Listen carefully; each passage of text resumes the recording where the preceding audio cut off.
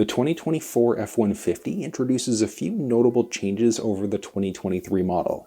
There are some differences in the configuration options, there's some exciting new available technology, and then on top of that, Ford's really simplified the ordering process. They've gotten rid of a lot of the add-on packages that were available in previous years, and they've lumped quite a few different things together. Now overall though, that also means that you're looking at a vehicle that might be a little bit more expensive depending on how you have it configured.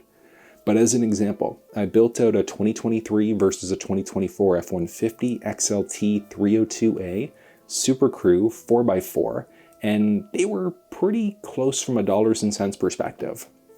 But in this video, I want to talk to you about the 2024 F150. I'm going to be going over available configuration options, but more importantly, payload and towing capability as well, and how final drive ratios or the rear axle ratio and your overall configuration options are going to dictate what your payload and then your configuration numbers for your towing will end up being. And then I want to give you some real world numbers as well. Starting off with the available configuration options. So you still do have the regular cab, the super cab, and the super crew versions of the vehicle. But the regular cab is now only available with the entry-level XL trim level instead. You can still find it with the 6.5 or the 8-foot box. It's just that you won't get some of the extra features that were available in the XLT until you bump yourself up to the super cab configuration. And the super cab also has a new change. So in last year's model, you were able to get the super cab with the 8-foot bed. Unfortunately, it's now only available with the 6.5 foot instead. And then there are 3 primary trim levels you could look at for the super cab. It's the XL and the XLT, but Ford's also introduced the STX trim level as its own specific option instead. So in last year's model, the STX was an appearance package in the XL trim level, but Ford's made it its own individual package, and it's also added on the FX4 package as like a subset of the STX. But you can still get the FX4 off-road pack in other trim levels of the vehicle. It's just that these are now like previous years. I think it's probably like 7-8 plus years ago. The STX and the FX4 were their own packages, and that's the same as what's available now for the 2024 model. And then when you look at the Super Crew configuration, it's still available with either the 5.5 or the 6.5 foot bed. And that's where you're going to find the majority of the trim levels. So the XL, the STX, the XLT, the Lariat, the King Ranch, the Platinum, and the Raptor, with the limited trim level no longer available. But Ford did introduce a new 703A high pack in the Platinum trim, which is pretty much the old limited trim level, including those multi-contour seats and a boatload of other features. So that's the basics of the available for the configurations, with the exception of the engines. So last year, the entry-level engine for some of the lower trims of the F-150 was the 3.3 liter V6. That engine has been scrapped from the F-150 lineup. So the new entry-level engine is the slightly more powerful 2.7 liter EcoBoost engine. And then as always, you still do have the 3.5 liter EcoBoost, the 3.5 liter Power Boost, the 3.5 liter EcoBoost High Output, then there's the 5 liter Coyote V8 still available, and then the 5.2 liter supercharged V8. And that 5.2 liter supercharged is strictly going to be available in the Raptor. And it's also the same engine that you can find inside of the Mustang GT500. And then power output year over year, they're the exact same regardless of the engine choice that you're looking at. Now for the fun part, payload capacity inside of it. One thing that still boggles my mind is why Ford doesn't have an online tool available to give you a live payload number, because every option has a net weight. So in theory, there could be an easy payload estimator that they can have on their website. But I digress. So the payload numbers that you're looking at inside of the F-150 are going to depend on a lot of things. Are you in the regular cab, the super cab, or the super crew? Are you in the 5.5, 6.5, or the 8-foot box? And then which engine choice do you have? So there are a lot of things you have to consider. So let's look at the payload for the regular cab first. So at a minimum, you're 1,610 pounds, and you go up to 2,445 pounds. But that depends on if you're in the 4x2 or the 4x4, 6.5, or the 8-foot bed. In the super cab, you're at a minimum looking at 1,605 pounds, going up to 2,200 pounds, and that's strictly the 6.5 foot bed. As I mentioned, the 8-foot is no longer available in the super cab configuration. That one is gone for the 2024 model. And then when you look at the super crew configuration, at a minimum in the 5.5 foot bed, you're at least 1,410 pounds, going up to 2,230 pounds. And then when you get into the 6.5 foot 4x4, that's going to be 1,735 pounds up to 2,025 pounds. So again, it's going to depend on which vehicle configuration you've gone for. Are you 4x2, 4x4, regular, super cab, super crew? Which engine choice do you have available? And the numbers that we're looking at here, these are all the maximum allowable payload. That doesn't mean that's what your truck capacity is actually going to be, because everything you add into your truck has a net weight, which is going to take away from your overall allowable payload. So I actually want to go through some real-world examples for you right now. So some different build examples. So as an example, we'll look at the STX 200A package with the 2.7 liter engine, 355 rear axle ratio, Super Crew 5.5 foot box with the 4x4, STX black appearance package with the floor liners and then the engine block heater and the brake controller. It's a lot of features. But your maximum allowable payload on paper for this configuration is 1,605 pounds. But if you look at the yellow door sticker, in order to figure out what it is, it's actually 1,581 pounds. And that's kind of an interesting thing, because if you are looking at an F-150 on a lot and you're not sure what the payload is, if you go along the driver's side door, along the jamb there, you'll see that yellow sticker. And you can find out what the payload is by looking there. But when you order it online, it's a little bit tricky to figure out what the payload's going to be. So that's why working with a Ford rep is so important. But I do have a few more examples for you too. So we'll look at the XLT 302A with the 5-liter V8, 373 rear axle ratio, Super Crew 5.5 foot box, and the 4x4. This one also has the FX4 package, the bed utility package, and the tow haul package. The maximum allowable payload on paper is 2,025 pounds versus the actual payload is 1,739 pounds. The max towing in this vehicle is 12,800 pounds. Then we'll look at the Lariat 502A. That's the 3.5 liter power boost with the 373 rear axle ratio, the Super Crew 5.5 foot box, and the 4x4 with the 7.2 kilowatt hour Pro Power on board, the floor liners, brake controller with the sunroof.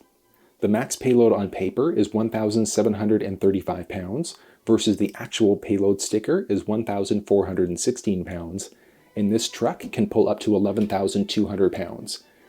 So there's a little bit of a discrepancy between the max allowable payload on paper versus the actual payload that you're going to find inside of the truck. And that's before you look at adding in any sort of add-on options, because however you build your truck, any accessory you add on aftermarket is also going to subtract from your maximum allowable payload. So if you want to add in a drop-in or spray-in bed liner aftermarket, a tonneau cover, a cap, or any other accessory, that's going to also reduce your maximum allowable payload. So just as an example here, let's say if you've got the Super Crew 4x4 5.5 foot box with the 270 EcoBoost. On paper, your maximum allowable payload is 1,605 pounds. But let's say if you're pulling a trailer with a 700 pound tongue weight, that means that you're allowed 900 pounds of extra stuff in the truck. You're going camping, so you add in a few hundred pounds of gear, a few full-size adults, and next thing you know, you're pretty much at your maximum allowable payload. So you're going to probably have to look at something like the 3.5 liter EcoBoost or the 3.5 liter Power Boost or that Coyote V8 engine instead. So the numbers for the towing capacity and the payload capacity are available on Ford.com and .ca. So I will put a link down in the description of the video so you can look to see what the numbers are. But like I said, the numbers are all over the place, and the numbers that are published are the maximum payload based on having a stripped down truck. So you can get 1,605 pound payload capacity if you have a base truck with no extra features on it. But you go into, let's say, the XLT, the 302, or the new 303A, that has a net weight for all of the extra features that are in it. So that's going to take away from your maximum allowable payload. Typical rule of thumb, if you start going higher packaged options and start adding in more and more features, take 20-ish% away from the published max payload numbers, and that's probably going to be a safe bet of what your actual payload is going to be. But again, it's based off of your overall configuration. And then like I said, if a truck is built on a Ford lot and you see it, you can look at that yellow payload sticker in order to figure out what the actual payload's going to be. Towing is all over the place as well. So at a minimum, I think you're 7,400 pounds on the low end. and then you're going up to 13,500 pounds, depending on the engine. And then when you look at towing inside of the F-150, the numbers, like Payload, are all over the place, and there are a lot of factors that come into play. Are you regular cab, super crew? Are you going to be in the 5.5, the 6.5, or the 8-foot box? Which engine do you have? And then also, which final drive ratio or rear axle ratio do you have? And in the Ford world, from the factory, you can get a 3.15 to a 3.73. In the Raptor, you start off at the 4.10 instead. So there are a lot of things that come into play there. But if you look at the regular cab, regardless of the engine, at a minimum, you're looking at 7,400 pound towing capacity, up to 11,000 pounds. In the super cab configuration, you're 7,400 pounds up to 10,900 pounds. And then in the super crew configuration, you're at least 7,500 pounds. And that's when you go up to 13,500 pounds instead. Now, when you look at towing capacity, though, specifically, let's look at fuel economy for a second. The numbers, again, are all over the place, depending on 4x2 versus 4x4, which engine, all that fun stuff. But real world, the 3.5 liter EcoBoost or the Power Boost are going to get better fuel economy than something like the 5 liter Coyote V8. But from friends that I've got that have the 5 liter when they tow versus the 3.5 liter when they tow, you will get better fuel economy out of the 5 liter when you're towing. It's not going to be a crazy number, but it's still going to be a noticeable number at the same time. So which engine choice you go for is going to depend on what you're planning on doing with the truck. Like, let's say if you're the boss and you want to be in a Platinum F-150 instead, that's cool. But let's say if you're going for something realistic like the 302A XLT or the Lariat 502A, if you're just using it as a to and from work vehicle and you're not towing anything, the 3.5 liter Power Boost or the 2.7 liter EcoBoost will probably be good enough for you. But if it's going to be a regular tower, you might want to look at the 5 liter V8 or the 3.5 liter EcoBoost instead. Again, depending on your numbers, because these things are all over the place. So you look at the 5 liter V8, 9,300 pounds up to 9,500 pounds when you get the 3.31 rear axle ratio. And that's where working with a Ford rep really comes into play, because the last thing you want is to get yourself an F-150 only to find out that you actually need a Super Duty instead. Because let's look at the F-150 where it's maxing out at 2,230 pounds for your payload. But that's also assuming you have a fairly stripped down truck. So you start adding features in, you might be closer to 2,000 pounds. You're hauling a heavy trailer with, let's say, gravel or other things in the bed of the truck. You might have to look at a Super Duty instead. And that's the same thing from a towing perspective, because when you're towing inside of your truck, you ideally want to keep yourself about 80 to 85% max of what your maximum allowable towing capacity is. So inside of the 5 liter V8 Super Crew, let's say you can get up to 12,900 pounds, you're going to want to pull no more than 11,000 pounds. And that's just got to do with like as you go up and down hills and things like that. So there are some things you have to consider there. But if you get very close to the max F-150 payload and tow numbers, go for a Super Duty. You will save yourself the hassle and headache down the road. And then, as I mentioned, there are a series of different packages that are available now for the 2024 model. So you look at something like the tow haul package, and depending on the trim level, that's going to dictate the features that you get, but you're at least going to get the brake controller and an upgraded rear bumper. And then depending on which engine you have, that's going to dictate your rear axle ratio. When you get into the Lariat, that's going to give you the onboard scales and the smart hitch. And the onboard scales are useful because it's going to let you know what payload is inside of the truck, whether that's inside the cab or inside of the bed, which is extremely useful if you really have to make sure you're within your payload limits. And there's another package called the Bed Utility Package, and that's at least going to give you the tailgate step, the tailgate work surface area, box link, and then LED bed lighting when you're in at least the XLT trim level of the truck. Inside of the Lariat, it's also going to give you a 6-inch extended running board. And then when you're in the Tremor, you'll have unique running boards anyways. The King Ranch Platinums are going to give you that power instead. Then you'll also get the power tailgate, but you'll also end up getting the new Pro Access tailgate instead. And that Pro Access tailgate is going to remove the tailgate step, and that's the new one that swings out to the side as well as up and down. So if you want the tailgate step, you're going to have to make sure that you go for a lower trim level of the vehicle. And then there's one other package that's available, and that's an interior package. And it's known as the Mobile Office Package instead. And that package is a neat one. So one thing that I love that Ford introduced a couple of years ago is the interior work surface area.